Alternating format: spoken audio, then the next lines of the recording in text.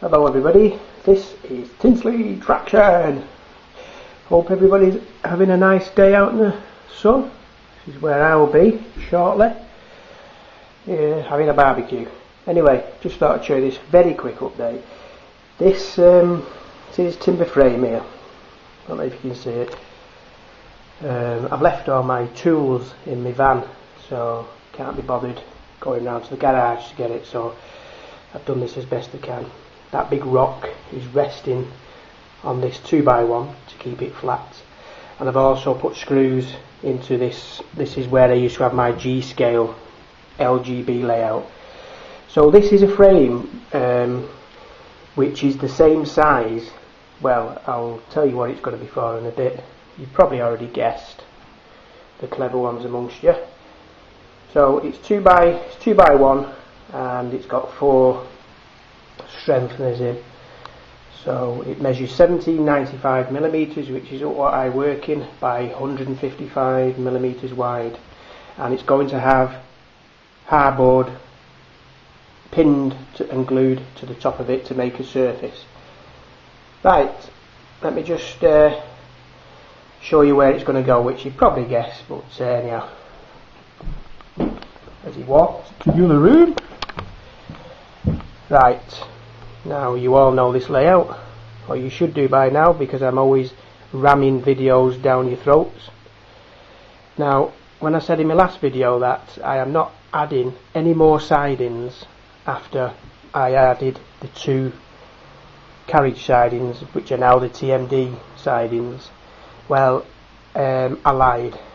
Sorry, I couldn't help it.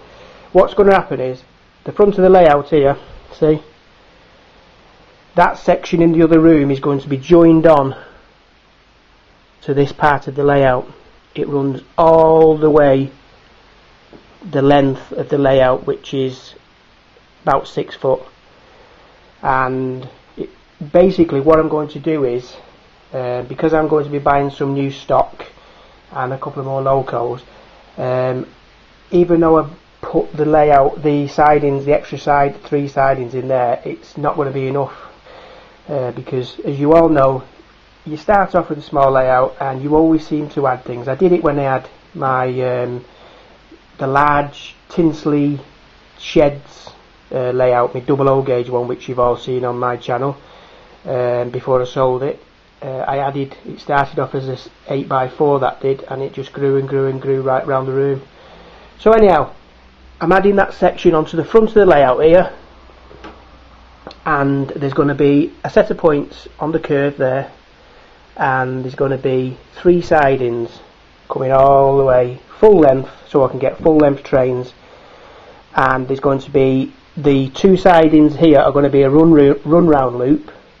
So when the EWS or the Schenker loco comes in with his hoppers, or the Freightliner, when I eventually buy the Freightliner Class 70 with the hoppers, it will come in to the siding, the engine will disconnect, run round, back onto its train and out, and then the other siding is just going to be for storage of carriages for the steam engine, because I've got, as you can see, I've got three coaches, and I'm going to buy some more detailed ones, the Bachmann ones. So it's going to be basically, when I go to Warrington Harpley sidings, they have the same practice there, where the engine runs around on the old Warrington to Altrincham line, which is now lifted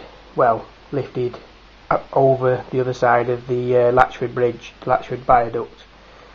So that's what's going to happen. It's going to be 3 long sidings, but 2 sidings, these are going to be connected by a set of points at the end. It's going to be a run round loop, so the freight trains can run round the trains and the steam engine charter specials, whatever you want to call it out there. So that's the update, that's what's going to happen. So it's going to take a while, because this weather is putting me and probably everybody else off modelling at the moment. Yes, enough said. It will be done, believe me. Oh, the other thing is, I've added a lot of, as you can see here, I had too much light green shrubbery, so what I've done, I bought a bag of darker green shrubbery, and what I've done, I've just basically where all the gaps are, you know, and where the hill joins the back seam, it looks a bit rough, so I've just bought this and I've added there's a lot there, a lot round, see that, just makes it look, it splits the colours up nicely, so you've got the light and the dark, and I think that over there looks really good.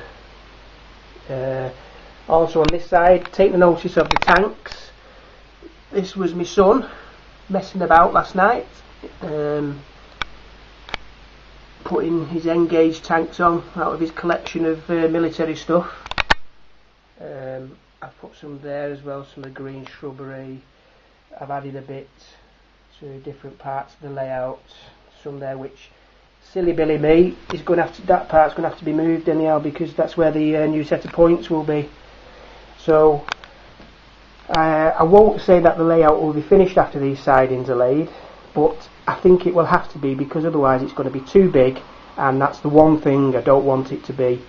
I don't want it to end up like the Tinsley layout I used to have, where it just grew to 20 odd feet by 12, 13 foot. It was just far too big. This layout has to be removable in case I move, which I probably will be doing in the not too distant future, to the other house, so we'll see what happens. On the sidings there's going to be various, it's going to be basically just shrubbery, a couple of small buildings, nothing major, just going to be basically a run round sidings and storage sidings. So back to the other room in a minute. As you know, this is where the G-scale layout used to be. If you look on my channel, I did do a video before I ripped it all up. It's all gone now. So this room is 13 foot by 9 feet, I think, I'm not sure. So there's the new framework for the Engage layout. That's just a loose ballast I've got to clear up yet. I didn't glue any of it down. So this, basically these boards go all the way around the room, because that's the bridge section, and that, if I can just show you, I've got to fit new doors on this week as well, so that's going to be another job. Let me just, sorry about the camera shaking, messing about. Anyhow, this here fits on there. This was for the G-scale layout.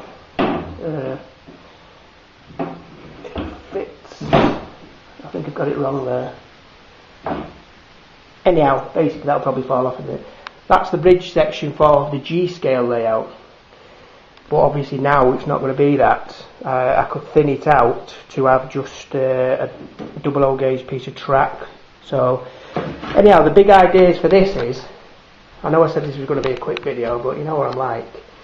I'm thinking of building so it's removable on all this section here, which is about 14 foot or something by 2 foot, 2.5 foot, not sure. Building a double O gauge layout. I was originally going to build the layout in the loft, but as Dave Howarth knows, and other people who work in the loft, it gets very hot in winter and very hot in the summer and very cold in the winter, so I'm not too sure. So I was thinking of just using this section here as basically a massive TMD running off onto the thinner section with just a double track all the way around over the removable bridge, and then double track coming back onto this. So basically it'd be a double track all the way around, but this would be a massive TMD and storage area.